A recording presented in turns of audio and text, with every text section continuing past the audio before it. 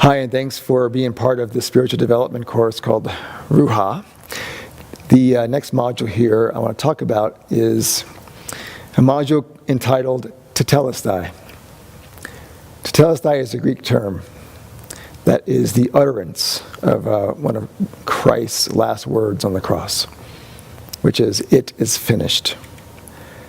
"It is finished" has echoed through time for over 2,000 years.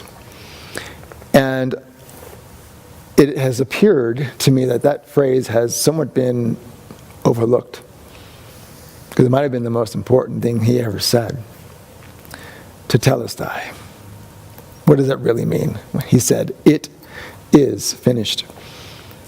Well, I want to try and talk about that in this module, because I have found that in working as a spiritual counselor, a Christian therapist, our spiritual issues get entwined with our behaviors, the good and the bad, the chaotic, disordered behaviors, and the good ones, which really this topic that we're talking about here is sin. The topic of sin is probably one of the most documented topics in all of the libraries and all the seminaries around the world, is man's dealing with sin and the address of it all. My purpose here in this module is to not do a comprehensive study on sin. I am not in any position to wrestle all of that. The one thing I'm trying to do in this module for us is to gain a framework that I believe brings some sanity to the topic, and to understand the eternal perspective of sin between us and God. Because what I have seen in my work over the few decades is how behaviors that we do toward others that are out of order, that are sinful, is what creates the guilt and the shame, and also the behaviors toward us, the evil actions toward us, that creates the shame and the hopelessness and the sadness. These sinful acts wreak havoc in our world, in our lives. And we spent much time repairing that and to reconcile the transgressions between everyone. These behaviors create chasms, right? They create wounds between each other. And so we spend a lot of time in therapy figuring out our actions. That's why people go to therapy sometimes, right? Why do I do the things that I do? Why do I do this horrible thing? And we have to drill into why that's there and how to address it from a deeper, hopefully a spiritual perspective. Now, the thing I want to address here today is what happens too often is we act in a certain manner, and there's a theology about sin that when we do perform such a behavior, that there's some sort of eternal vertical consequence with our sinning. And I'm not sure that is the truth. Sin, when any of us do such or certain sins, what is the eternal effect? Well, I think that brings us right back to the cross. And Jesus says, Tetelestai, what is really finished? What does that really mean? And this course goes into this in detail.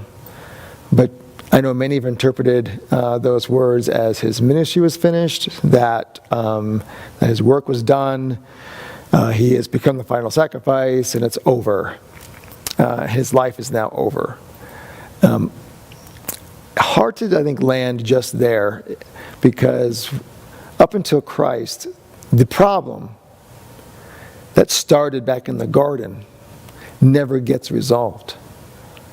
Where the garden has complete order, and then the moment of the original sin, if you will, the moment that man gets out of order, the address of sin never really works.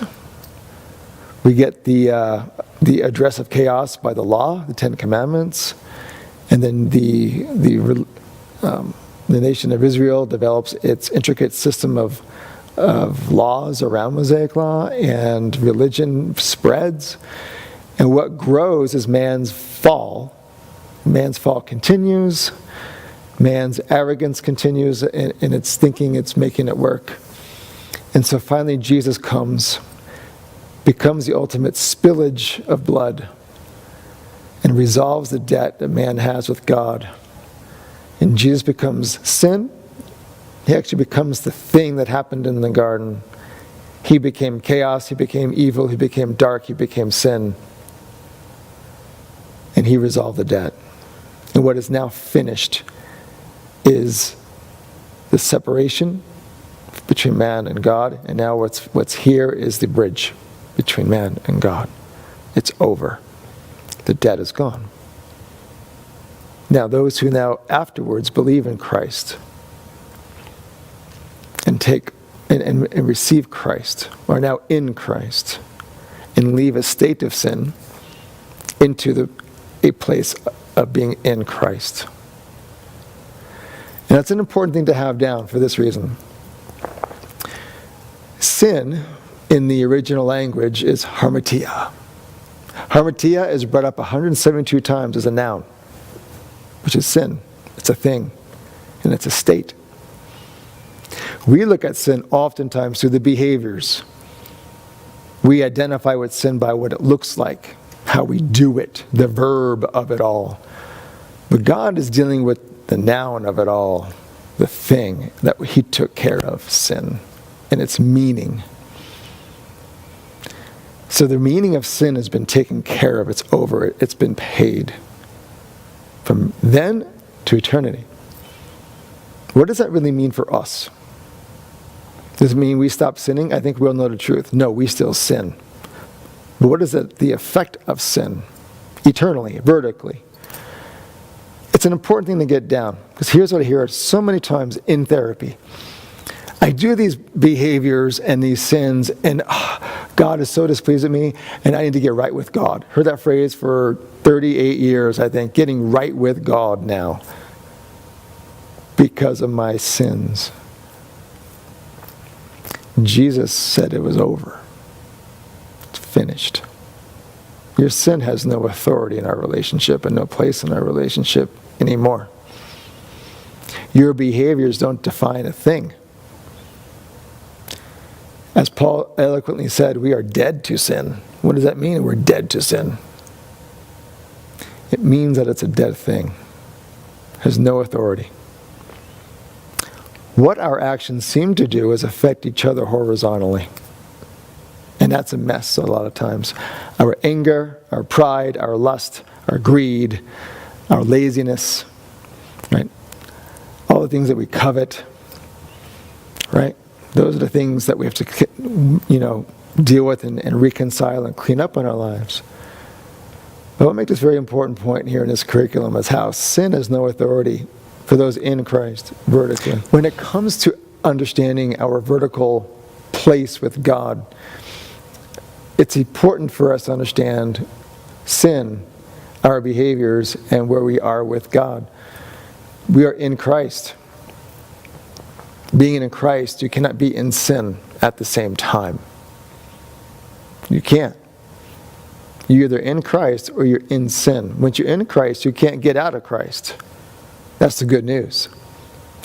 As Paul elaborates in Ephesians, that we are in grace, bound by the Spirit. It's a spiritual bond. We can't break it. Being in Christ is a new creation. It's our identity. Sin is a dead thing. We are in Christ and cannot be in sin. So therefore, our behaviors don't get to dictate who we are. God defines that. God tells us who we are. And he started doing that after he said it's finished. And he says, you're mine. You're in me now. The behavior no longer is the determinant factor of our spirituality. Christ loved it and does. So I want to bring this as an assurance that the power of sin has left the room and the power of his grace has and is redeeming us every day and gets to transform us. So we can walk around redeemed, not trying to get redeemed. We have redemption. We're not chasing it. We have love. We're not earning it. We have grace. We're not trying to buy it. It's where we are. Sin is resolved. Tetelestai. With that addresses how we act, how we behave. That I act and behave in a way that is loving, that is humble, that is full of energy, that is full of contentment, that is full of peace. Those are the things that address the sins, or if you notice, I address the 7 deadly sins. It's over. Tetelestai. Sin.